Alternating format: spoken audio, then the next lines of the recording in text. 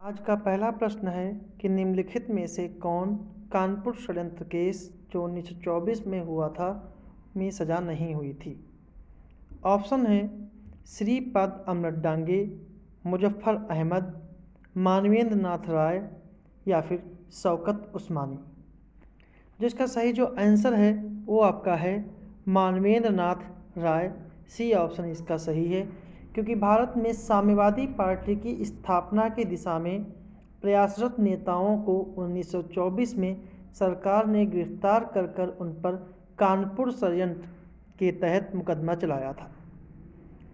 इसके अंतर्गत साम्यवादी नेता मानवेंद्र नाथ राय, सिंगार वेल्लू चेट्टियार, मुजफ्फर अहमद, श्रीपद डांगे, गुलाम हुसैन, रामचंद्र शर्मा पर सरकार के विरुद्ध षड्यंत्र रचने और भारत में इंग्लैंड की महारानी की सत्ता को उखाड़ने का आरोप लगाकर मुकदमा चलाया गया था, जिसमें मई 1924 में श्रीपद डांगे, मुजफ्फर अहमद, नलिन गुप्ता और शौकत उस्मानी को कानपुर षड्यंत्र के केस के तहत 4 साल की सजा हुई।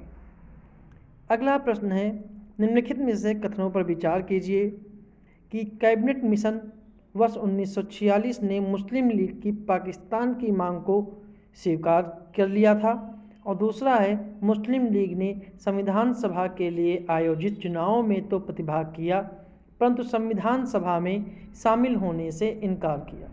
तो कौन सा कथन जो है वो सत्य है? केवल एक, केवल दो, दोनों या फिर दोनों नहीं। इसका जो सही जो आंसर है वो आपका है बी ऑप्शन, केवल दो। क्योंकि कैबिनेट मिशन जो 1946 में आया था, जिसे ब्रिटेन के प्रधानमंत्री क्लेमेंट एटली ने भेजा था, वह 3 सदस्यीय शिष्टमंडल था, जिसमें पैंथिक लॉरेंस जो भारत सचिव थे वो अध्यक्ष थे, और व्यापार बोर्ड के अध्यक्ष स्टेफोर्ड क्रिप्स थे, और नौसेना मंत्री एवी अलेक्जेंडर थे। इस मिशन का कार्य भारत को शांतिपूर्ण सत्ता हस्तांतरण के लिए संभावनाओं को तलाशना था। इस मिशन ने मुस्लिम लीग की स्वतंत्र पाकिस्तान की मांग को अस्वीकार किया, ठीक है, जिससे पाकिस्तान सांप्रदायिक समस्या का समाधान नहीं हो सका। इसीलिए पहला कथन जो है वो असत्य है और दूसरा कथन जो है वो सत्य है। अगला प्रश्न है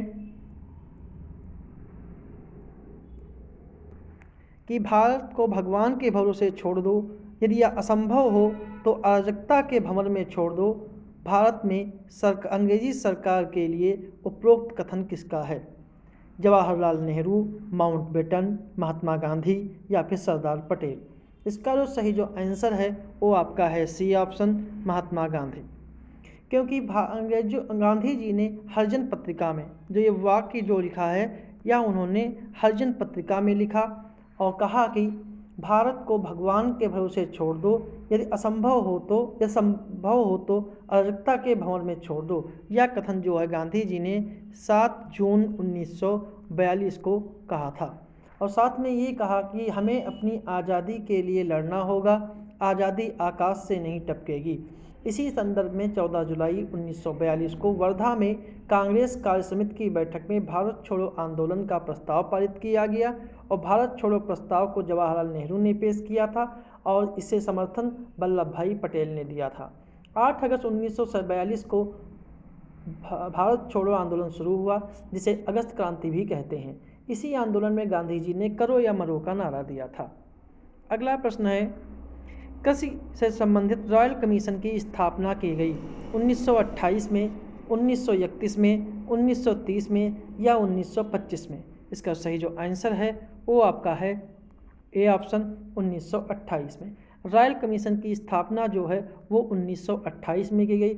इस समय भारत के जो गवर्नर जनरल थे, वायसराय थे, उनका वो लॉर्ड इरविन थे, और इसी के शासनकाल में 1929 में लॉर्ड इरविन के शासनकाल में 1929 में imperial council of agriculture research की स्थापना की गई, और इसी के शासनकाल में 1928 में साइमन कमीशन भारत आया था। अगला प्रश्न है, निम्नलिखित में से कौन सा सुमेलित नहीं है? Subhash brigade Shahnawaz Khan, Nehru brigade G S. Dhillon, Gandhi brigade Gulzara Singh और लक्ष्मी झांसी रेजिमेंट लक्ष्मी सहगल। जिसका सही जो आंसर है वो आपका है सी ऑप्शन, जो सही सुमेलित नहीं है। गांधी ब्रिगेड के जो नेतृत्व थे उनका नाम है इनायत खां। इनायत खां और गुलजारा सिंह जो हैं वो आज़ाद ब्रिगेड से संबंधित हैं। वो आज़ाद ब्रिगेड से संबंधित हैं। बाकी जो हैं सभी सही सुमेलित हैं। अगला प्रश्न है 1832 में दर्पण नामक एक साप्ताहिक पत्र का प्रकाशन आरंभ किया गया। ज्योतिबा फुले के द्वारा, गोपाल हर देशमुख के द्वारा, बाल शास्त्री जाम्बेकर के द्वारा या फिर विश्व शास्त्री पंडित के द्वारा। इसका सही जो आंसर है वो आपका है सी ऑप्शन है, क्योंकि 1832 में बाल शास्त्री जाम्बेकर ने दर्पण नामक साप्ताहिक पत्र का प्रकाशन किया कि बम्बई के अग्र सुधारकों में से एक थे, जिन्होंने ब्राह्मणवादी कट्टरता की आलोचना की और हिंदुओं की आम प्रथाओं में सुधार लाने का प्रयास किया।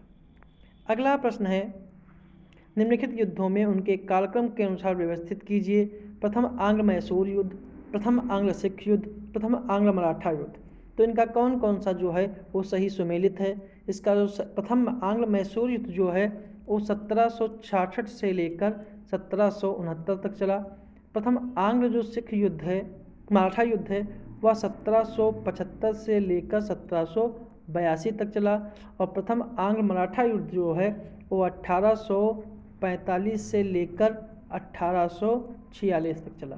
जिसका सही सुमेलित जो होगा वो आपका सी ऑप्शन जो है वो सही है। अगला प्रश्न है कि राजा राममोहन राय के द्वारा सती प्रथा के विरोध के लिए किस पत्रिका का उपयोग किया गया। ऑप्शन है मिरातुल अखबार, ब्रह्मनिकल मैगजीन, संवाद कौमुदी या फिर अमृत बाजार। जिसका सही जो आंसर है वो आपका है सी ऑप्शन संवाद कौमुदी। संवाद कौमुदी का प्रयोग जो है वो राजा राममोहन राय ने सती प्रथा के विरोध के लिए उन्होंने किया था। राजा राममोहन राय को आधुनिक भारत का पिता भी कहा जाता है। अगला प्रश्न है निम्नलिखित में से कौन सा युग्म सही सुमेलित नहीं है। विषाणु, अकोशिकीय, प्रियान, प्रोटीन प्लस न्यूक्लिक अम्ल, जीव द्रव्य, जैविक क्रियाएं, माइटोकॉन्ड्रिया, एटीपी का निर्माण। तो कौन सा जो है वो सही सुमेलित नहीं है।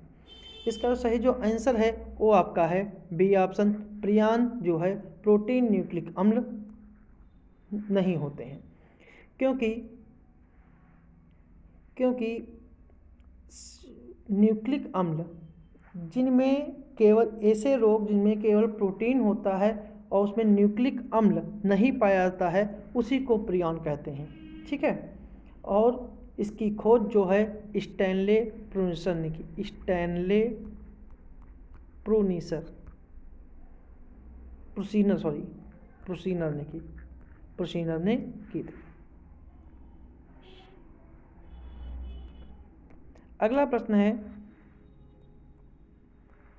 निम्नलिखित में से किस एक में पर्णहरित या क्लोरोफिल पाया जाता है। कवक, यूग्लिना, जीवाणु या पूर्ण परजीवी। जिसका सही जो आंसर है वो आपका है सी ऑप्शन यूग्लिना। इसका सही आंसर जो है वो है सी ऑप्शन यूग्लिना। कवक, जीवाणु और पूर्ण परजीवी पौधों में पर्णहरित नहीं पाया जाता है, पर्णहरित पाया जाता है। एक मिनट, हाँ, कवक, जीवाणु और पूर्ण परजीवी पौधों में पर्णहरित नहीं पाया जाता है, जबकि शेष पौधों में पाया जाता है। यूग्लिना को छोड़कर किसी भी जंतु में पर्णहरित नहीं पाया जाता है। प्रोटीन का पाचन कहाँ से प्रारंभ होता है। मुख गुहा से, आमाशय से, आग्नाशय से या फिर ग्रास नली से। जिसका सही जो आंसर है वो आपका है बी ऑप्शन आमाशय से। प्रोटीन का पाचन आमाशय से ही प्रारंभ होता है। आमाशय में जो भोजन होता है 2 से 4 घंटे तक रुकता है। और आमाशय की जो दीवारें हैं, दीवारों में ही जठर ग्रंथियां होती हैं और जिनसे निकलता है जठर रस।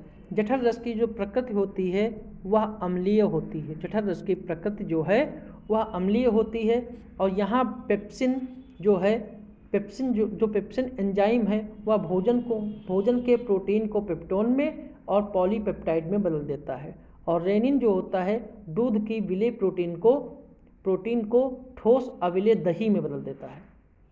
तो इस अगला प्रश्न हमारा है कि रुधिर प्लेटलेट्स के संदर्भ में कथनों में कौन सा सही नहीं है, कि इसे थ्रोम्बोसाइट भी कहते हैं, इसमें केंद्रक अनुपस्थित होता है, या सभी मनुष्यों जंतुओं के रक्त में पाई जाती है, ये रुधिर का थक्का बनाती हैं। तो इसका सही जो आंसर है वह आपका है सी ऑप्शन, क्योंकि यह सभी मनुष्यों और रुधिरों में पाई जाती है रुधिर प्लेटलेट्स। तो रुधिर प्लेटलेट्स जो है एक प्रकार की रक्त ही होती है या रक्त की कणिकाएँ ही होती हैं, इन्हें थ्रोम्बोसाइट कहते हैं। और इनमें जो केंद्रक है वह अनुपस्थित होता है, ठीक है। लेकिन जो रुधिर प्लेटलेट्स हैं ये अस्थि मज्जा में निर्मित होती हैं, अस्थि मज्जा में निर्मित होती हैं। और तीसरा जो इसलिए गलत है क्योंकि ये केवल मनुष्य के रुधिर में ही पाई जाती हैं, ठीक है, थक्का बनाती हैं, लेकिन मनुष्य के रुधिर में पाई जाती हैं, जंतुओं के रुधिर में ये नहीं पाई जाती हैं, इसलिए सी ऑप्शन इसका सही है। अगला प्रश्न है, नीचे दिए गए कथन एक को अभिकथन दूसरे को कारण कहा गया है कि अनुच्छेद 126 के तहत उच्चतम न्यायालय के कार्यकारी मुख्य न्यायाधीश की नियुक्ति का प्रावधान है और कार्यकारी मुख्य न्यायाधीश की नियुक्ति के संबंध में राष्ट्रपति को कानून मंत्री से परामर्श लेना आवश्यक है। तो ए आर दोनों सही हैं, ए आर ए की सही व्याख्या करता है, ए आर दोनों सही हैं, आर ए की सही व्याख्या नहीं करता है, ए सही है परंतु आर गलत है, ए गलत है परंतु आर सही है। तो कौन सा कथन जो है वो सत्य है? जो इसका सही आंसर है कि अनुच्छेद 126 के तहत ही कार्यकारी मुख्य न्यायाधीश की नियुक्ति का प्रावधान है, यह पूर्णतया सही है। दूसरा जो है कार्यकारी मुख्य न्यायाधीश की नियुक्ति के में राष्ट्रपति को कानून मंत्री से परामर्श लेना आवश्यक है। तो अनुच्छेद 126 के तहत उच्चतम न्यायालय में कार्यकारी मुख्य न्यायाधीश की नियुक्ति का प्रावधान है जब मुख्य न्यायाधीश का पद रिक्त हो या मुख्य न्यायाधीश की अनुपस्थिति में या किसी अन्य कारण से कर्तव्यों का पालन करने में असमर्थ है, तो अन्य न्यायाधीशों में से किसी न्यायाधीश को राष्ट्रपति कार्यकारी मुख्य न्यायाधीश नियुक्त कर सकता है और राष्ट्रपति को इस संबंध में किसी से भी परामर्श करने की आवश्यकता नहीं है। इसलिए कथन ए सही है और आर गलत है, इसलिए इसका सी ऑप्शन जो है वो सही है। अगला प्रश्न है, कौन सी भाषा हमारी संविधान की 8वीं अनुसूची में सम्मिलित है? भोजपुरी, अंग्रेजी, नेपाली और राजस्थानी। इसका सही जो आंसर है वो आपका है सी ऑप्शन नेपाली। भारत की संविधान की जो 8वीं अनुसूची में जो है वो 22 जो हैं प्रादेशिक भाषाओं का उल्लेख है। जो 8वीं अनुसूची है उसमें 22 प्रादेशिक भाषाओं का उल्लेख है। जब संविधान लागू हुआ था उसमें कुल मिला के 14 भाषाएँ थीं, ठीक है। 21वें संवैधानिक संशोधन 1967 में सिंधी जोड़ी गई और 71वें संवैधानिक संशोधन 1992 में नेपाली, कोंकणी और मणिपुरी को जोड़ा गया, जबकि 92वें संवैधानिक संशोधन 2003 के द्वारा बोडो, डोगरी, मैथिली और संथाली को जोड़ा गया, ठीक है। अंग्रेजी, भोजपुरी और राजस्थानी आज भी संविधान की 8वीं अनुसूची की 22 भाषाओं में सम्मिलित नहीं है। अगला प्रश्न है, अनुच्छेद 265 के अंतर्गत कुछ कर कार्यपालिका के प्रशासकीय आदेशों के द्वारा लगाए जा सकते हैं। ऐसे विषय जो ना तो संघ सूची में वर्णित है ना ही राज्य सूची में है, उन पर केंद्र सरकार द्वारा कर लगाया जा सकता है।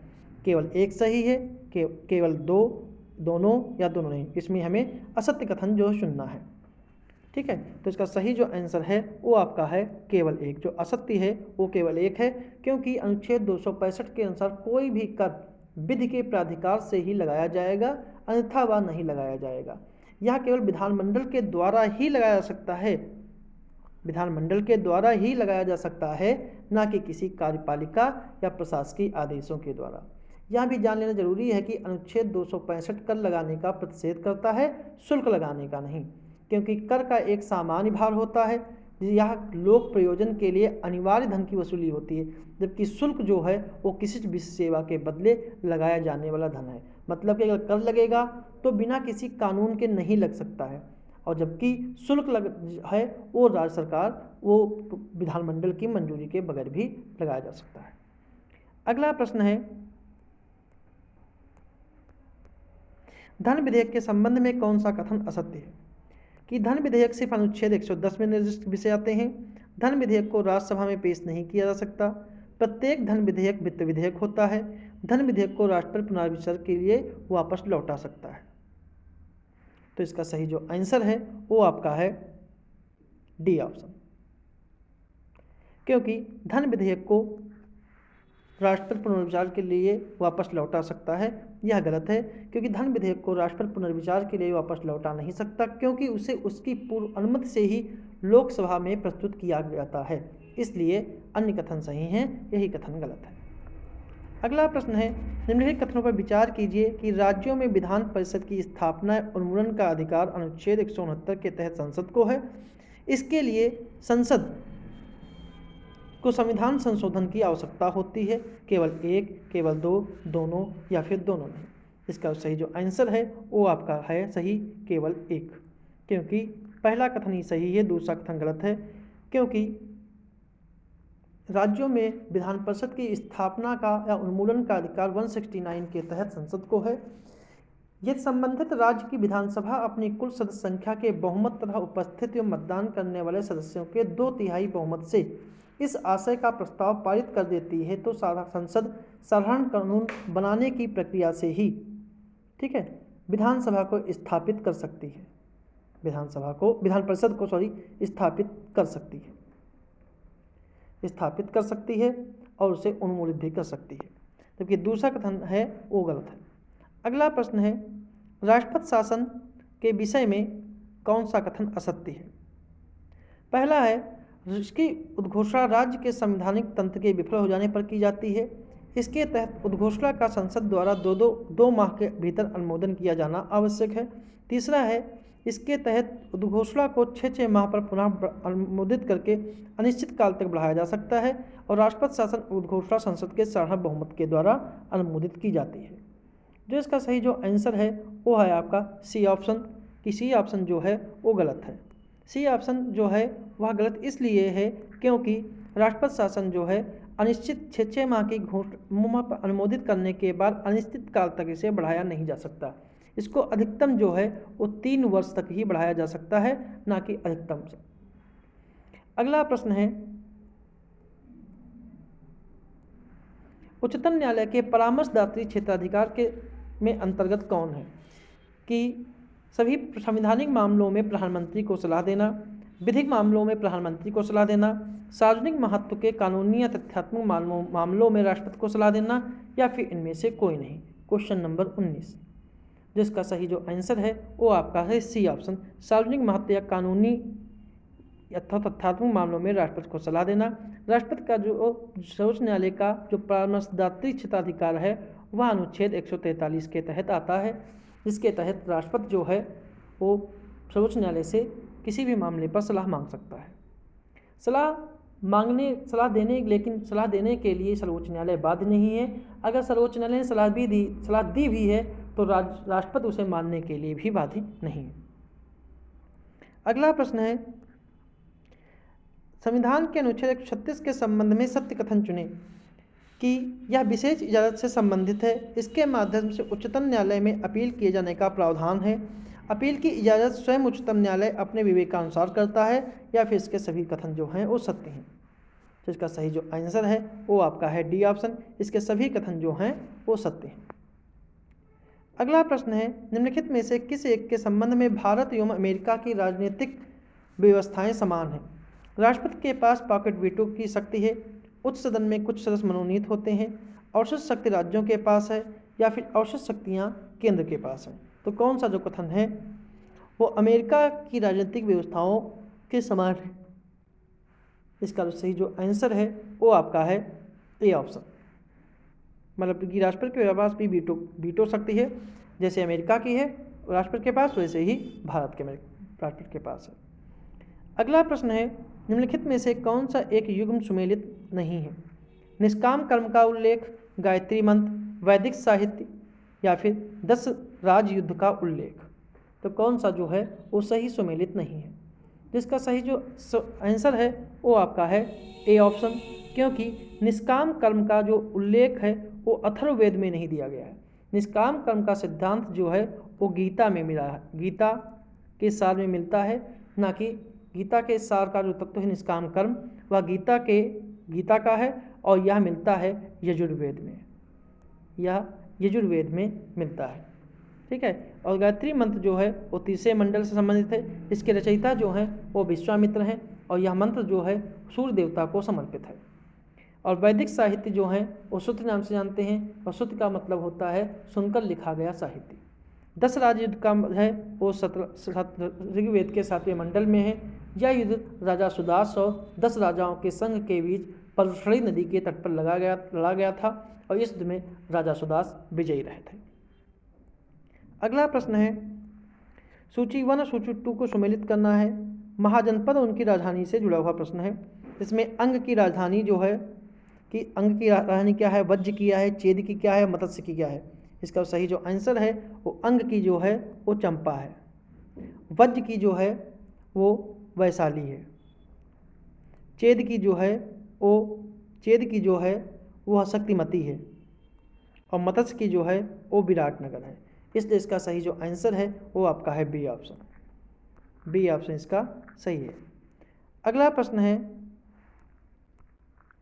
निम्नलिखित में से किसे बौद्ध धर्म का विश्वकोश कहते हैं? खुद्दक निकाय, बुद्ध चरित, सरिपुत्र प्रकरण या विशुद्धमक। जिसका सही जो आंसर है वो आपका है डी ऑप्शन विशुद्धमक। क्योंकि 5वीं सदी के पाली भाषा के विद्वान बुद्ध घोष ने विशुद्धमक नामक ग्रंथ की रचना की। इसे बौद्ध धर्म का विश्वकोश कहते हैं और यह हीनयान संप्रदाय का ग्रंथ है। खुद्दक निकाय एक जातक कथा है, जिसमें जो खुद्दक निकाय है यह एक जातक कथा है जिसमें गौतम बुद्ध के पूर्व जन्म की कथाएं हैं। ठीक है। बुद्ध चरित जो है वो महात्मा बुद्ध के जीवन से संबंधित है और बुद्ध चरित, सौदरानंद और सरिपुत्र प्रकरण की रचना जो है वो अश्व घोष ने की थी। अगला प्रश्न है, सातवाहन वंश के संबंध में निम्नलिखित कथनों पे कौन सा कथन असत्य है? कि इस वंश की स्थापना सिमुक ने सिंह वंश के शासक सुशर्मन की हत्या करके की थी और नानाघाट पुणे अभिलेख सातवाहन नरेश हाल से संबंधित है। केवल एक सही है, केवल 2 सही हैं, दोनों कौन सा कथन असत्य है? केवल एक, केवल 2, दोनों या फिर दोनों नहीं। जो इसका सही जो आंसर है वो आपका है सी ऑप्शन, ए और 1 और 2, क्योंकि दोनों कथन जो हैं वो असत्य हैं। क्योंकि सिमुक ने शुंग वंश के शासक सुशर्मन की हत्या नहीं की थी, जबकि सातवाहन वंश की स्थापना सिमुक ने कण्व वंश के अंतिम शासक सुशर्मन की हत्या करके की थी। सातवाहन वंश की राजधानी जो थी वो प्रतिष्ठान थी। ठीक है। और नानाघाट पुणे अभिलेख जो है वह नरेश हाल से संबंधित नहीं है। नानाघाट पुणे अभिलेख जो है वो सातवाहन वंश के शासक सतकर्णी प्रथम से संबंधित है। हाल जो है वो भी सातवाहन वंश का शासक था। इसने गाथा सप्तशती नामक ग्रंथ की रचना की थी। अगला प्रश्न है, अलाउद्दीन खिलजी की विजय अभियानों को उनके कालक्रम के अनुसार व्यवस्थित करना है। रणथंबोर विजय, गुजरात विजय, मालवा विजय या चित्तौड़ विजय। तो कौन सा जो है क्रम सही होगा? इसका सही जो ऑप्शन है वो है रणथंबोर विजय जो है वो 1301 में हुई थी। गुजरात विजय जो है वो 1297 को हुई थी, 1297।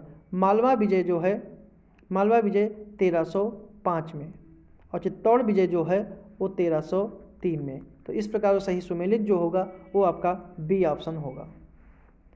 अगला प्रश्न है, निम्नलिखित में से किस पत्र पत्रिका के माध्यम से ईश्वर चंद्र विद्यासागर ने नील आंदोलनों में किसानों के हितों का समर्थन किया था?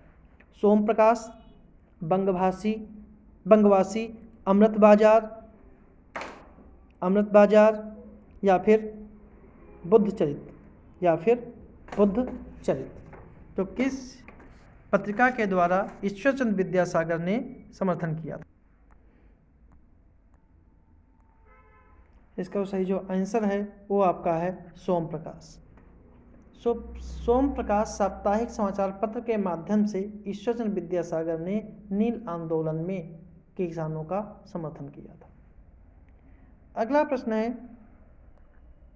कि निम्नलिखित में से किस एक मुगल शहजादी मखफी के उपनाम से कविताएं लिखती थी? गुलबदन बेगम, जैबुन्निसा, मेहरुन्निसा या फिर इनमें से कोई नहीं। इसका सही जो आंसर है वो आपका है बी ऑप्शन, जैबुन्निसा। जैबुन्निसा जैबुन्निसा जो हैं वो मखफी के नाम से कविताएं लिखती थी, जबकि गुलबदन बेगम और जैबुन्निसा को मुगल काल में विदुषी महिला माना जाता था और हुमायूंनामा की रचना गुलबदन बेगम ने ही की थी, जबकि मखफी नाम से कविताएं जो हैं वो जैबुन्निसा लिखा करती थी।